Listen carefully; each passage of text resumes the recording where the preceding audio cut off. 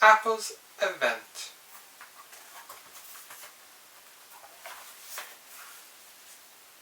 Once upon a time, there was an Apple event, hosted by our Lord and Saviour Tim Cook.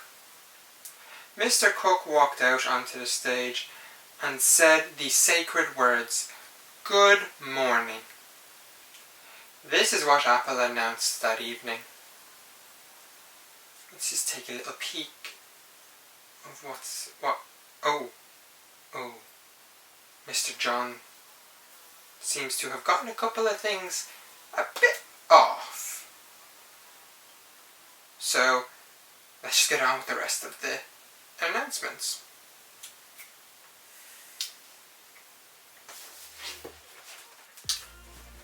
So, hello everyone. I hope you enjoyed that intro. I don't know. I just tried something different to see what it's like. Maybe I might make that an intro for nearly all my videos. We'll see. Anyways, let's get on with the event recap. So the very first thing Apple started with was the boring stuff. As usual, gets the boring stuff out of the way at the start. The statistics of the stores and all that stuff. The only thing I was interested out of that was Apple TV Plus, and the only reason with that is the second season of The Morning Show, which is coming this Friday. That's the only part I took out of that, because I never really watched anything else out of that, except for... oh, what's it called? I've forgotten the name of the other one, but this is 2 shows I watched on that in total, so yeah. Right after all that boring malarkey, they went straight into iPad. Wasted no time at all. And they started with the iPad 9, aka the budget iPad. There wasn't really much more that they added to it, really. So basically what they did was they gave it the A13 Bionic chip from 2019, the one that's in the iPhone 11 series. Added a True Tone display, gave it a ultra-wide 12 megapixel front-facing camera, which gave it support for Center Stage. It now starts at 64 gigs instead of 32 gigs, which is good. That's nice. They doubled the base storage, which for schools and for people that only do basic things on the iPad, it's plenty of space. Plenty. And lastly, it costs $329 or €399. As I said, they moved on very fast and swiftly with this event. So next they went on to the iPad mini. Well, this isn't exactly in order though, in the order it went in the event, but yeah, the small but mighty iPad mini. Now it got a new redesign. It looks exactly like every iPad now. The iPad Air and the iPad Pros, and it looks gorgeous. Just imagine this, but smaller. It's just, oh my god. And they just basically gave it like all the upgrades that all the iPads have, which is a better, nicer screen with the XDR, Super Retina XDR blah blah blah displays. They gave it Apple Pencil support, or the 2nd gen Apple Pencil support, and because it has the square design from the newer designs, it supports the 2nd gen Apple Pencil and the magnetic docking to the side of the iPad. Quite interestingly, they moved the volume buttons to the top of the iPad. And the reason they did that is because on the Mini there's not a lot of room on the side, and in order to have the Apple Pencil dock to the side of the iPad Mini, they needed more space, so they moved the volume buttons up to the top of the iPad. And 5G, I know, very useful. Very useful. We all wanted 5G. Has basically the same colours as the iPad Air, except without that minty green colour. They added Touch ID to the power button like the iPad Air. Has 500 nits of brightness on the screen. It got the A15 chip, which the Air only has the A14. And it has USB-C. So basically it got all the upgrades that the iPad Air got, except for the A14, instead they got the newer A15. And it has a flash as well on the back, which the Air doesn't. And it's all in the cheaper package as well. It's $399 or €569 for the starting price, whereas the iPad Air starts closer to 600 and something euro. So after the iPads they moved on to Apple Watch. Now the Apple Watch Series 7, everyone got really hyped over this, especially after John leaked way back to start of the summer and all this, or before the summer even, that it's getting a redesign, it's going to be square, blah blah blah blah, and then, oof, they announced the exact same design as the same one they've been using since 2017, except with a slightly larger display and newer colours. Safe to say I won't be upgrading my Apple Watch this year. I'll be keeping it in my Series 4 for at least another year.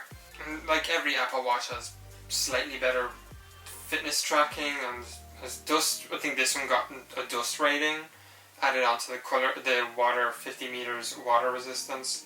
Yeah, that's basically it for the Apple Watch. Told you it wasn't that big of a difference. If you're on a Series 3 or older, yeah, get it. But Series 4 or newer, nah. Lastly, we moved on to the iPhones. Now, the iPhone 13. Last year with the 12, the 12 Pro and the 12 Pro Max, they went back to giving the biggest phone, the Pro Max, some exclusive features, specifically in the camera. And one of those features was sensor shift, which helps with stabilizing while taking photos and videos. And it seems like they have listened to customer feedback, because this year all the iPhones have sensor shift. All the iPhones have this new feature called cinematic video, which is video bokeh on the iPhone. Yay! We'll see how that turns out.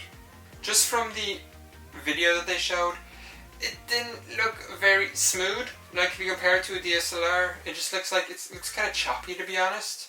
Like the very first instance of showing it in a video is like the outdoor scene or focusing on a building that's far away, and just instead of going like this with the focusing, it went like that instead of being like soft and gentle like that. So I don't know how good it's really gonna be. We'll see. But the likes of a DSLR or something would do it more like that, soft and gentle, not. But maybe on the Pros, with the LiDAR sensor, it's a little bit better. It doesn't do that. Finally, we got a smaller notch. Yay! Smaller notch. No notch, not a punch hole, a smaller notch. Which, whatever, I honestly couldn't care less about the notch. Well, if they could have kept the same size, I wouldn't care. But it got smaller if you care about that. And they fixed the red. Last year with the 12, they went to just salmony pinky red. This year they went back to, well, it looks like on the website anyway. We'll see when people get them in person. It looks like they went back to the 10R red. Yes! The best red. Slightly newer design with diagonal cameras, and then the A15 Bionic chip, of course. It has a bigger battery. All the iPhones have bigger batteries this year now. I didn't see any specifics, but it has a bigger battery than last year, and I'd be interested to see how that works out in the Mini. The 12 already had decent battery from last year, so I wonder what the 13 Mini is versus like the 12 Mini last year. The screen is 28% brighter than last year. They doubled the base storage from 64 gig to 128 gig. So now it's 128 gig, 256 gig, and now they added 512 gigs. With the Mini, it starts at €829. With the regular 13, it starts at €929. And that's before we even get into the Pros. Now, the iPhone 13 Pro and Pro Max. So obviously it's going to have all the same stuff as the regular 13, except they both have bigger batteries. So the iPhone 13 Pro has 22 hours of video playback, 20 hours of streamed video playback, and 75 hours of audio playback.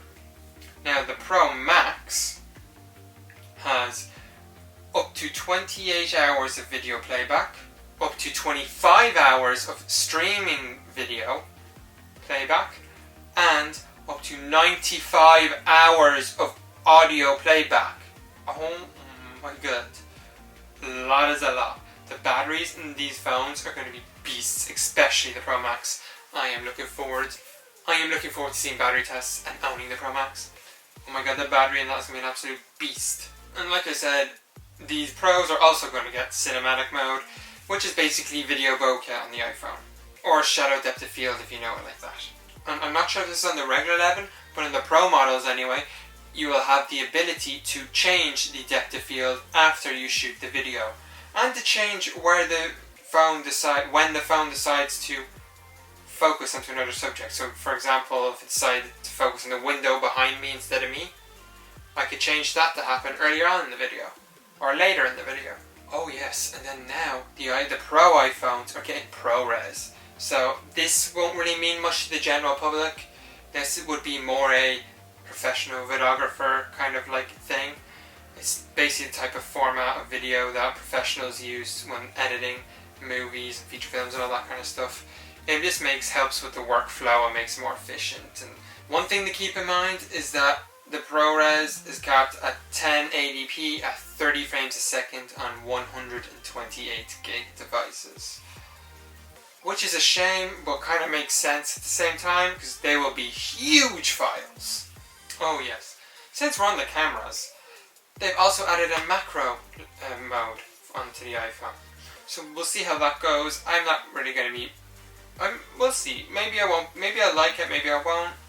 Apparently other phones have it, like the S21 Ultra, etc. They just use the ultra wide lens to do a macro shot. And then finally 3x zoom, or the equivalent to 77mm. So we'll be getting a slightly longer zoom range as well on the Pros. So the thing that we've all been waiting for, 120 Hz on the Pro iPhones, aka ProMotion. Finally, the iPhones have a refresh rate of 120 Hz on their screens. Techies will be the ones to enjoy that. Average consumers probably won't as much. It will range from 10 Hz to 120 Hz automatically, depending on what you're doing, to like save battery and be efficient. And then finally, the storage capacities for the Pro models are 128 gig, 256 gig, 512 gig, and they added this year 1 terabyte. And oh my god, those prices! It starts at the same price as they were last year.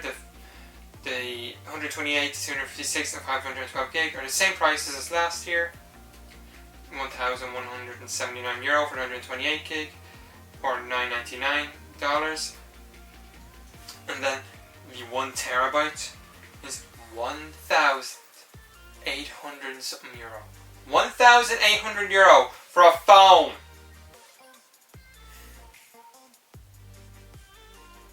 Guys, these prices are getting insane. That's everything in the event.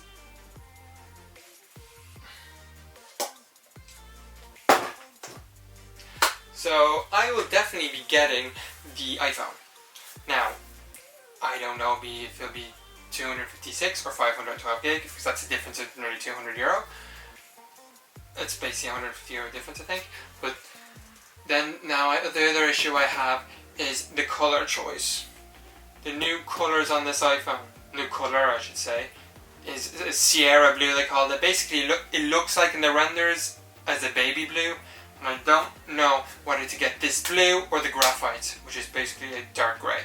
So I'm stuck on that. I have to make that decision up by Friday, because I'm going to pre-order it, and I don't know which one I'm going to get. Anyways, that was the event that happened today, Apple's event. And if you liked this video, subscribe, give the video a like, comment down below what did you like, what was your favourite thing out of the Apple event today? And will you be getting any of the new products, new iPads, phones or watches? Let me know down below. And check out everything else in my description, my socials, the podcast I do with my friend Connor, which we kind of took a little bit of a hiatus on, but we're starting up again now. See you later. Ciao tutti. Bye.